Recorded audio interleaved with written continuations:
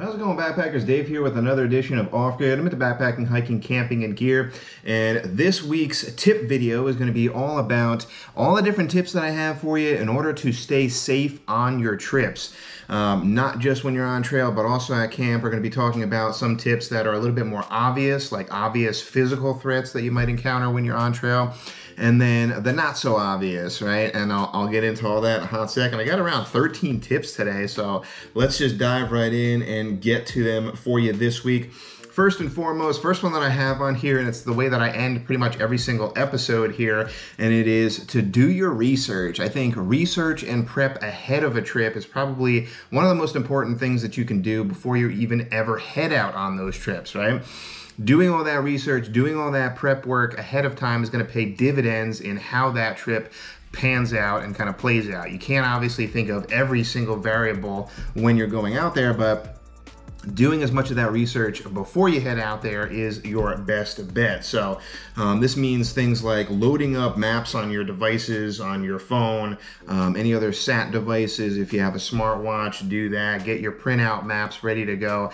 Biggest thing that I kind of freak out about is getting lost on trail. I never want to get lost, so that's a big fear of mine that I have. So make sure that you have all that stuff prepped and ready to go. It's also in regards to like meal prep and things like that. You can get into a whole slew of other videos just kind of talking about all these subtle nuances, but in general, you know, charge up all those electronic devices, do your prep work ahead of time, and it'll pay dividends. The next tip that I have for you is going to be know where your water sources are. This is probably one of the most difficult things about any trail that you're going to come across. If you're on the East Coast, if you're in the Green Tunnel, you might have a lot more that you can kind of deal with. I'm out on the West Coast here in a much drier environment, and it is a lot more difficult to know where those water sources are. So a good resource for that that I have heard so far, as far as like an app that you can use, would be Far Out. Used to be Guthooks. They have pretty accurate areas that you can expect as far as like what water sources are flowing during what times of year. But the other stuff, again, is part of that, you know, first tip, which is just research as much as possible. And a lot of that is also user fed too. So it is, you can base it off of comments and people who have gone recently, or if you know somebody from that area, try to hit them up, or if there's a ranger in that area, try to get that information, because that's going to determine, you know, how much water you're going to have to carry, how much you're going to have to camel up, and that also equates to how much weight is going to be on your back, right? So know where your water sources are is going to be the second tip. Getting into the next tip here that I have for you, and this is going to be the not so obvious tip here, right? So it's not the physical dangers. I'm going to say here as part of this tip to get your electrolyte game intact, like, and if it's not there, then spin it up, because this personally for me has been a game changer in just making sure that your salt is replenished, right? If you're just going out there with water and juices, it's not going to be enough to replenish what you're exerting, right? How much you're sweating out of your skin. So as far as like a tip for being safe, this is like your own personal safety to make sure that you're physically up for the challenge of being on those long hikes and on those trips. So definitely get your electrolyte game up. As far as like how much you should use, it really depends on the person, their body weight, what they're kind of used to. I go with a set number, but I'm not going to say personally, because what works for me might not work for you, but definitely test that out in the gym or at home or in a safe environment first before you're heading out on trail. Next tip I have is to watch your footing. There could be some trails that you go on that have really long drop-offs. You know, the guys over in the south and over at the Red River Gorge have a lot of different areas that can kind of be game enders for you out there. We have some over here too in the mountains in Southern California. Really watch your footing at all times.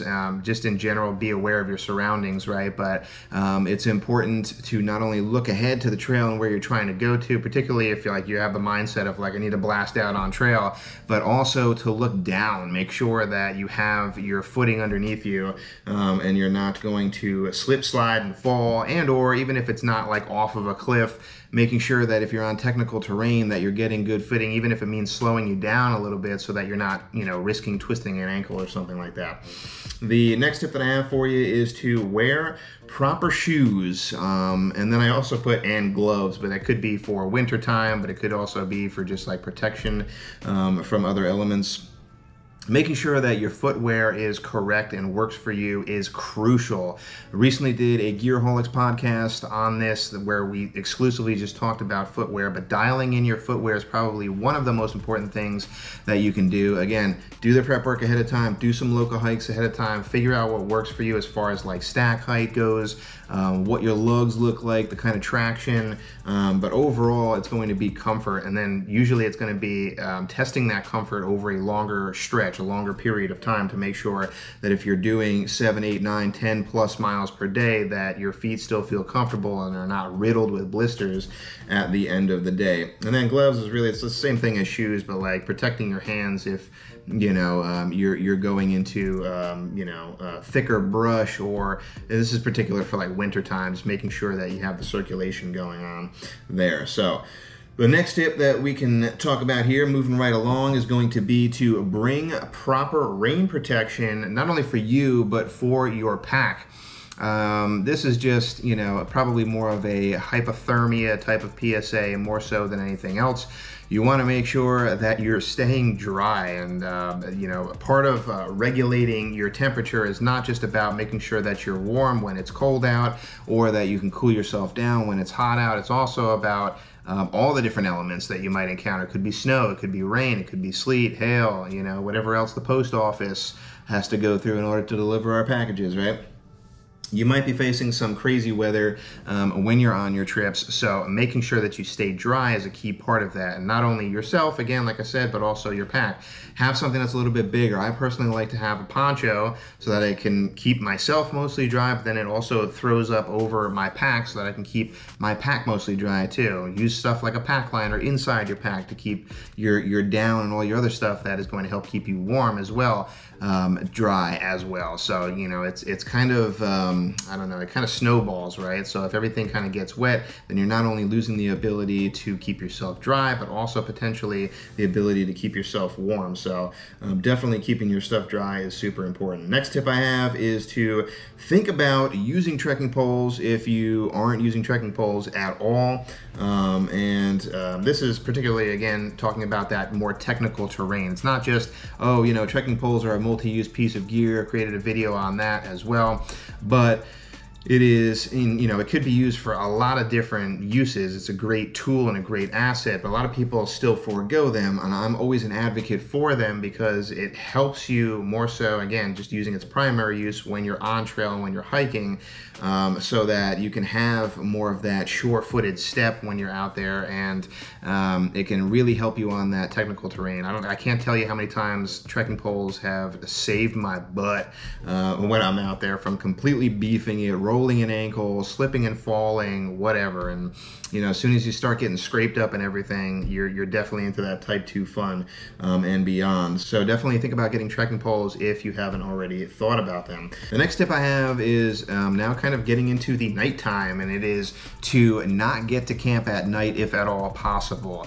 Try to stick within the daylight here because it's going to be a lot more easy for you to get lost. It's not really insofar as like, oh, there's more animals that kind of come out at night, or it's more dangerous in that way. It's more so about getting lost, but also kind of talking about that previous point that I just mentioned about having that sure-footedness, right? About seeing where you can go. It's a lot more difficult if you just have a headlamp on to get out there and do what you need to do. And obviously it can't always be avoided if you want to get started super early and you have a lot of miles that you want to do during a day. I understand, but particularly at night when you are a little bit more tired and drawn out and just ready to kind of crash, you don't want to be getting in super late when it is really dark out.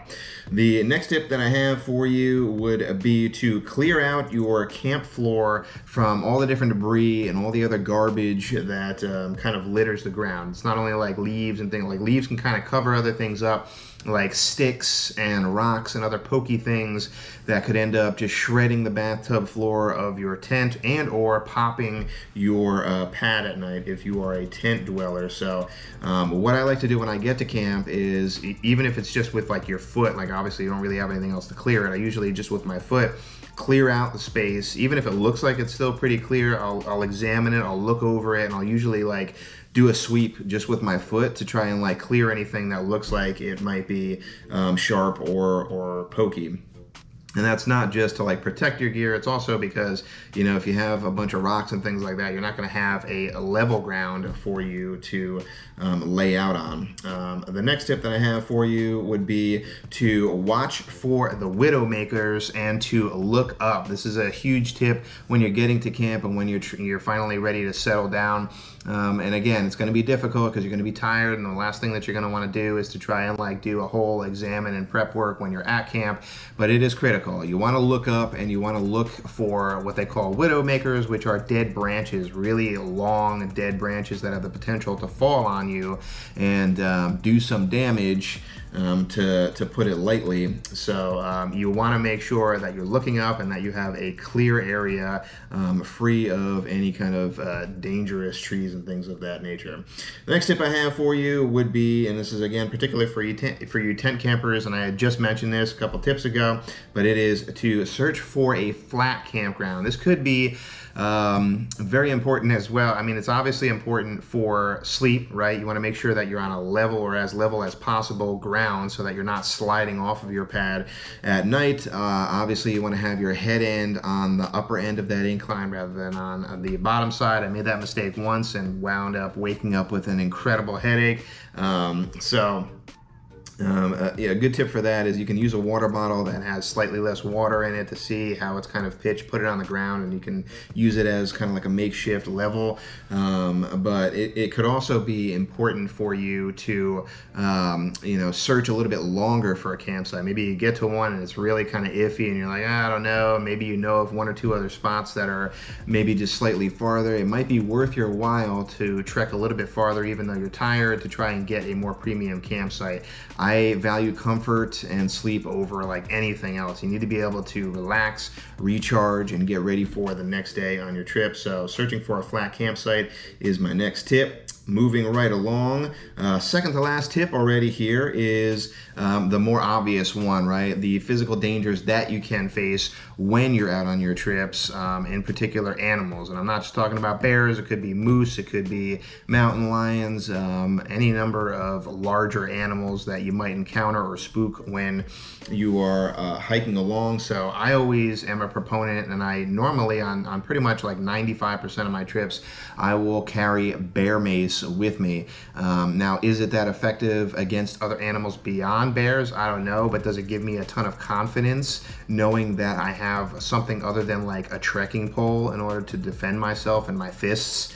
Yeah, it definitely does. Having the ability to cast a wide net of capsaicin in the direction of any kind of potential threat, and it's not just animals, it could be other weirdos and people that you encounter on trail too.